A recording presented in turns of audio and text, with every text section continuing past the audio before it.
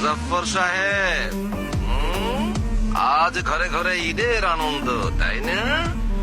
টাঙ্কির ছেলে নাকি টাঙ্কির ছেলে, কোনটা আপনি? হৃদয়, ডাবলু তো বেঁচে আছে। কে বললো?